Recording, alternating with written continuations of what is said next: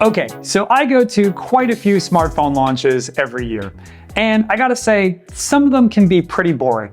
You can only re-release the same phone over and over again so many times before you'll see a lot of people in the audience start to yawn. But I just attended an early launch of the Pixel 9 series, and I gotta say, these are some of the most exciting phones I've seen in a long time. For the first time ever, we have 4 separate phones launching in the Pixel 9 series. First, we have the addition of the Pixel 9 Pro. This has the same name as the Pixel 8 Pro from last year, but it is smaller. It is the same size as the Pixel 9. That means you now have a choice. Do you want the Pixel 9 and spend a little less money to get a lower grade camera and some lower grade specs? Or do you want to spend a little bit more money and get the same sized phone, but with that pro level camera and those pro level specs? Now, because of this, the Pixel 9 Pro XL takes the place of the Pixel 8 Pro. It is about the same size as the Pixel 8 Pro and has all the same features as the Pixel 9 Pro. And then we have the Pixel 9 Pro Fold. This is essentially the Pixel Fold 2. For whatever reason, Google has decided to lump it in with the Pixel 9 series. So this will no longer have its own separate launch events and its own separate name. It is now part of the Pixel 9 series. Not only did Google revamp the structure of the series, but it also changed the design of every single phone this year. I personally think that this revamp looks amazing. Google has made it so that all the phones, except for the Fold, have flat sides. This makes them look a lot like the Galaxy S24 series, or if you want to go there, the iPhone series. It also redesigned the camera bar on every single phone. On the Pixel 9 phones that don't fold, you have a new camera bar that looks like an oval. It kind of looks like the Material U icons that you see inside Android, which of course makes sense since this is supposed to be the flagship phone for the Android operating system. Meanwhile, on the foldable phone, we have this new squircle camera bump, which I think looks pretty cool, even if it is going to make the phone wobble on a table if you set it down. The Pixel 9 Pro Fold also gets a dramatic redesign. It is now a little bit slimmer and a lot taller. It no longer has that passport look that Google invested in with the Pixel Fold. The Pixel 9 Pro Fold is also a lot thinner. Seriously, when I unfolded it and saw just how thin it was, I was pretty surprised. Granted, it's not the thinnest foldable I've ever seen, but it certainly is the thinnest foldable I've seen launch here in the United States. Along with these dramatic redesigns, we also have some more subtle things going on. For example, all of the phones have Gorilla Glass Victus 2 on the front and back, except for the Fold, of course. The phones also have slimmer bezels that are uniform all around, which makes them look really classy. As one would expect, we also see a whole bunch of spec upgrades this year, with some being really exciting and some being kind of meh. First, we have Tensor G4, the new processor across every single phone in the Pixel 9 series. Tensor G4 is not the big advancement over Tensor G3 that we may have hoped for. Instead, Tensor G4 is a little bit like a Tensor G 3.5. It's based on the same architecture as Tensor G3, but everything is made just a little bit better. So that means we should see a little bit better performance, a little bit better battery life, and hopefully a little bit better thermal performance. Every phone also gets some camera upgrades this year. Not every lens gets upgraded, but we do have some big upgrades. So first, all the non-foldable phones get a new ultra-wide sensor. We jump from 12 megapixels to 48 megapixels for those.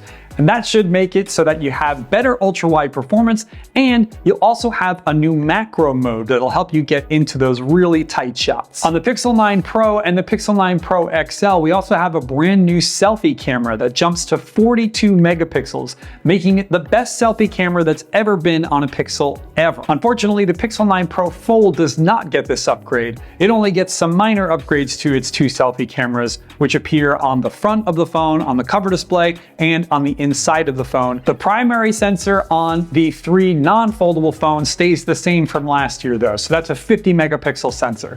But remember, that camera is probably one of the best cameras we saw in 2023, so it should still be pretty good in 2024. Unfortunately, we don't see any upgrades to the base level storage this year. Google still thinks that 128 gigabytes is fine enough for the base level on these phones. I think that's not right. I think it should start at 256 gigabytes, especially when you consider what you're going to be paying for these phones. We also have a spec upgrade that I am very excited about, which is the fingerprint sensor on the Pixel 9, Pixel 9 Pro, and Pixel 9 Pro XL. We jumped from a traditional optical fingerprint sensor to an ultrasonic fingerprint sensor.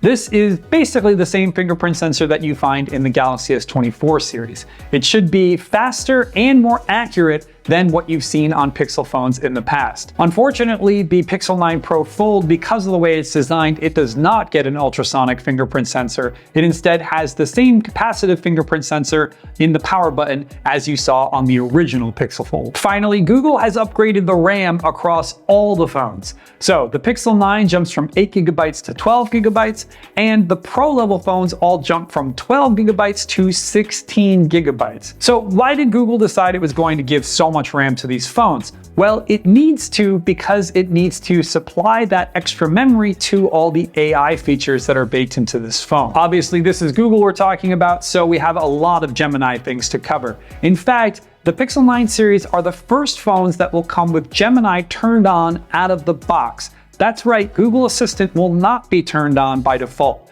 You can go back to Google Assistant if you want to, but most people probably won't do that. Honestly, Google is introducing so many new Gemini features to these phones that I don't have time to go over all of them. But I do want to focus on 3 of them that I think are going to enhance my life once I get my hands on one of these devices. The first Gemini feature that I think is really cool is called Add Me.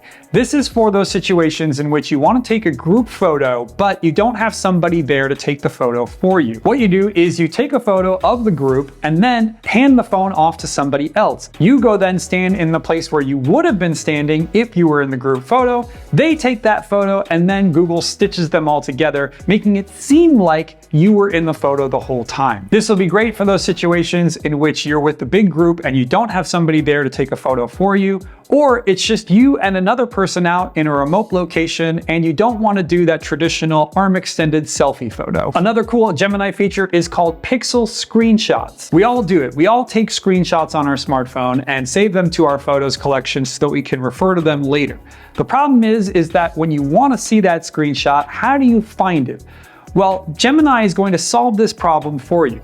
Now, there's a whole separate app called Pixel Screenshots. This is where all your screenshots are going to end up. When you do a search in this app, you can find those screenshots that you've taken before. And Gemini will even give you a little summary of what the screenshot is referencing. This should prevent you from having to go digging for those screenshots you took months ago, which for me is going to be a life changer. My third favorite new Gemini feature is called Call Notes. This will record your phone call, create a transcript of that phone call, and through the power of Gemini, give you a text summary of that phone call. This all gets saved so that you can reference it later. This is going to make it very easy for you to go back and reference things that have been said in previous phone calls so you can access them later. These are just my 3 favorite of the Gemini features. There are so many more coming. There's a new app called Pixel Studio that's basically an image generation app. There's a new tool inside Magic Editor called Reimagine that allows you to put AI-generated imagery on top of the shots that you've already taken, and a new way to create lists through generative AI using Google Keep. These are on top of all the already existing Gemini features that you already know and love on Pixel phones. So get ready, because there's a lot of AI stuff coming to Pixels. With the Pixel 9 series, Google has totally revamped the designs of the phones and introduced a whole bunch of new features that are probably going to enhance your life. This is not really the norm. Most of the time when companies release phones, they just kind of, I don't know, phone it in. They just release the same looking phone and maybe toss in a couple of AI-powered features here and there. Now, with this revamp comes some bad news, which is increase in prices. We do see significant price increases for all the phones except for the foldable. So the Pixel 9 jumps from $699 to $799, putting it at the same entry point level as an iPhone. Meanwhile, the Pixel 9 Pro, the smaller one, stays at the price that you paid for the Pixel 8 Pro last year at $999. We also see that the Pixel 9 Pro XL, which is basically the equivalent of the Pixel 8 Pro, jumps up by $100 to $1099. The Pixel 9 Pro Fold, though, stays at the same price, $1799. Personally, I think these price increases are justified because these phones look great and come with a lot of new features, and not to mention some of those spec upgrades like that ultrasonic fingerprint sensor and more RAM across all the devices. But I want to know what you think. Do you think that Google's done the right thing by revamping the line? Do you think that Google has justified these price increases? Let us know in the comments, and in the meantime, I will see you guys in the next video.